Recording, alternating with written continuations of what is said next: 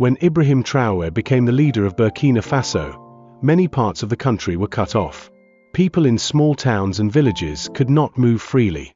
Many roads were broken or unsafe. Some were full of holes, others were blocked by armed groups. Life became very hard. If someone got sick, it was hard to reach a hospital. If a farmer grew food, it was hard to sell it. If children wanted to go to school, it was sometimes too dangerous to walk. Even soldiers had a hard time moving quickly to protect the people. Ibrahim Traoré saw this and said, "We cannot fix our country if we cannot reach our people. We must open the roads." So he started a national road repair project. This was one of the first big actions of his leadership.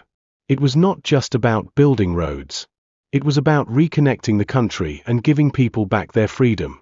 The military worked with builders to fix old roads and create new ones. In many areas, the soldiers cleared dangerous routes so workers could enter. Big machines came in. Trucks brought materials.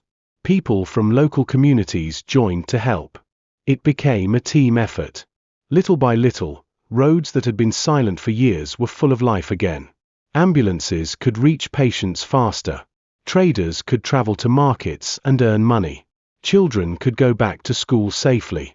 Aid could reach villages that had been cut off. This project also brought jobs. Many young people were hired to help build and maintain the roads. They earned money and learned new skills. They felt proud to take part in rebuilding their country.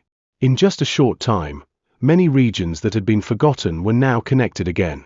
Families could visit each other. Farmers could transport food. The army could move faster to protect communities. Traoré's road project was simple, but powerful. It showed the people that their government had not forgotten them. It showed that change had truly begun. "A road is more than a path," Traoré said. "It is a bridge between pain and progress." And that is exactly what he built: roads of hope, roads of unity, roads of peace. Burkina Faso is a land with rich soil, strong sun, and hard-working people. But for many years, the country struggled to grow enough food. Terrorist attacks forced farmers to leave their land. Crops dried up. Tools were lost. Animals were stolen. Many villages that once produced food became silent. People went hungry, and food prices went up. Some families ate only once a day. Others relied on food aid just to survive. When Ibrahim Traoré became the leader, he saw this problem clearly. He knew that a hungry nation cannot grow strong. He believed that real independence means growing your own food. So, he launched one of his biggest missions, a national farming and food security project. He told the people, "Our soil is rich. Our hands are strong. We must feed ourselves. No one else will do it for us." The government started by identifying safe farming areas, especially in zones where the military had cleared out armed groups. In these areas, farmers were encouraged to return. But they didn't come back empty-handed. The government provided seeds, like millet, maize, rice, and vegetables, tools, hoes, shovels, watering cans, tractors and plows, fertilizer, water pumps for dry land. Young people were also invited to join. Many of them had no jobs. Now, they had land to farm, tools to work with, and training to learn. Ibrahim Traoré called on the youth to be part of the solution. He said, "The land is waiting for you. Rise up and make it grow." In just a few months, hundreds of hectares of land were brought back to life. Farms that had been empty for years were now full of green plants. Women's groups planted vegetables. Men worked in the fields. Youth worked together with older farmers to learn. Villages that once relied on food from outside began producing their own. In some areas, they even had extra to sell in local markets. One farmer in the north said, "Before, I lost everything. Now I have my land, my tools, and my pride back." This project was not only about growing food, it was also about healing. It gave people hope. It made them feel useful again. It united the community. Another great part of this project was the push for food storage and distribution. Traoré's government began building small grain storage centers. This helped protect food after harvest. It also made sure that even during hard months, villages had food saved. In the long term, the plan is to reduce Burkina Faso's need to import food. Traoré wants the country to become self-sufficient, growing enough to feed its own people, even in tough times. He also began talks with neighboring countries like Mali and Niger. The dream is for West African unity in farming, where countries help each other grow and trade food, not fight over it. Some international groups were surprised. How could a country under attack, with limited money, start such a strong farming campaign? But Ibrahim Traoré proved that with willpower, unity, and leadership, great things are possible. In schools, teachers started teaching students about farming again. In villages, local radios shared tips about planting and saving crops. Everywhere, the message was the same. Burkina Faso must feed Burkina Faso. The results of the project are already being seen. Fields are growing. Food is coming back to local markets. Children have healthier meals. Families are no longer just hoping, they are working together for their future. Farming has once again become a symbol of pride. And this happened not because of foreign aid, but because a leader believed in his people, and gave them the tools to believe in themselves. This is how Ibrahim Traoré turned abandoned fields into fields of hope. From hunger to harvest. From fear to freedom. One seed at a time. For many years before Ibrahim Traoré became leader, Burkina Faso schools and health clinics suffered greatly. Because of attacks and insecurity, many schools were closed. Teachers left their classrooms. Children stayed home, sometimes for years. Some villages had no schools at all. Many children grew up without learning how to read or write. Health clinics faced the same problems. Some were destroyed or abandoned. Medicines were hard to find. Nurses and doctors often fled to safer places. Families had to travel long distances to get help when someone was sick. Many babies were born without skilled care. Many people died from diseases that could have been treated. Ibrahim Traoré understood this clearly. He knew that education and health are the foundation of a strong country. Without schools and clinics, there can be no future. So, he made it a priority to rebuild schools and clinics in every zone, especially in areas recently cleared from violence. This was a big challenge. Many places were still dangerous. Roads were bad. But Traoré's plan was simple and strong. He called it the Rebuild and Protect program. This program had two goals. Make sure children can go back to school safely. Make sure families have access to basic healthcare. To do this, the government worked with the army, local communities, and volunteers. First, they fixed the school buildings. Soldiers helped local workers clean up ruins, fix walls, and build roofs. In some places, they made temporary classrooms with wood and cloth, so learning could start right away. Desks and books were brought in. Teachers were encouraged to return, and new teachers were trained. The army helped protect schools so children would not be afraid to attend. At the same time, the government reopened health clinics and posts. Some clinics had been looted or burned. Now, soldiers and workers repaired walls, brought clean water, and restocked medicines.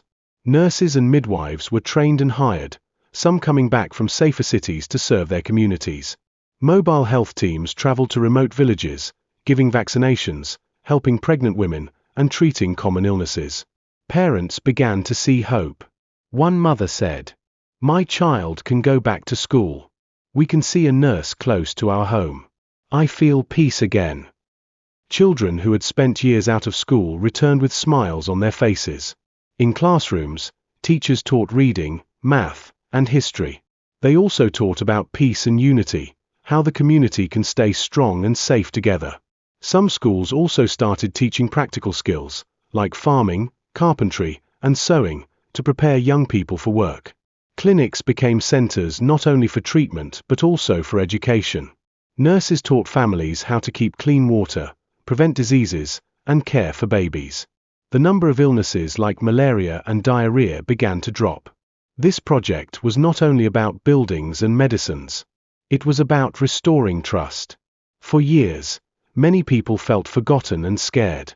Now, they saw the government working with the army to bring them help, not harm. In some villages, soldiers helped carry sick people to clinics. They brought medicine and food. They even helped deliver babies in emergencies. Traoré often said, "Education and health are the roots of our nation. Without them, we cannot grow." This approach also helped the army gain respect. Instead of only fighting, soldiers were now helpers and protectors. This built stronger bonds between the people and the military.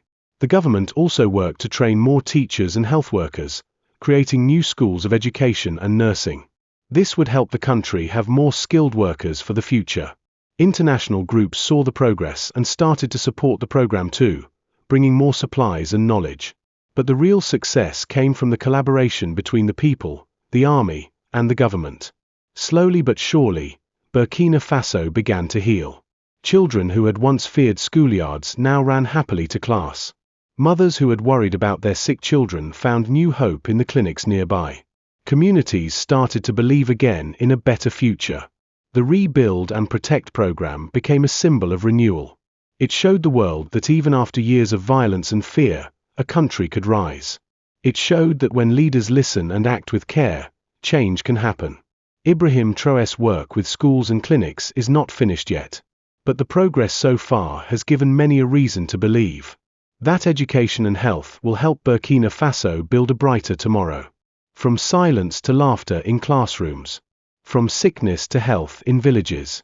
Step by step, building a new Burkina Faso. Ibrahim Traoré knows that young people are the strength of Burkina Faso. He often says, "If we want to build a new nation, we must give the youth power, light, and purpose." One of his top goals has been to bring electricity to areas that were in darkness. Many villages in Burkina Faso had no lights. When the sun went down, people used candles or small flashlights, if they had them at all. Schools and clinics could not operate properly at night. Life stopped when it got dark. To solve this, Traoré's government started a big project to install solar panels across the country. These panels collect energy from the sun, which Burkina Faso has plenty of. Now, many villages have electricity for the first time. Lights come on in homes, schools, clinics, and markets. This has made a big difference. Students can study at night. Nurses can work with lights during emergencies. Shops can stay open later and make more money. People feel safer at night. At the same time, Traoré focused on creating jobs for young people. He opened training centers where youth can learn skills like welding, sewing, farming, mechanics, solar panel repair, carpentry. These are practical jobs that help the country grow. Young people who had no work before now have skills and tools. Many have started small businesses or joined local projects. This gave hope to thousands of youth. Instead of risking their lives to travel abroad, they now see a future in their own land. By giving light and jobs, Ibrahim Traoré is giving the youth something greater, a reason to believe. Light for the villages. Work for the youth. Hope for the future. Ibrahim Traoré has shown the world that true leadership means action, not just words. In a time when Burkina Faso was facing great danger and fear, he chose to fight back, not only with weapons, but with development, unity, and hope. He rebuilt roads to connect people. He brought farming back to feed the nation. He reopened schools and clinics to give life and learning. He gave light through solar energy, and jobs to the youth so they could build their own future. These projects may seem small to some, but they have touched millions of lives. Traoré did not wait for foreign help. He believed in the strength of his people. And by doing so, he has inspired many, not only in Burkina Faso but across Africa. He is building more than roads and farms. He is building a new spirit, a Burkina Faso that stands strong, proud, and free.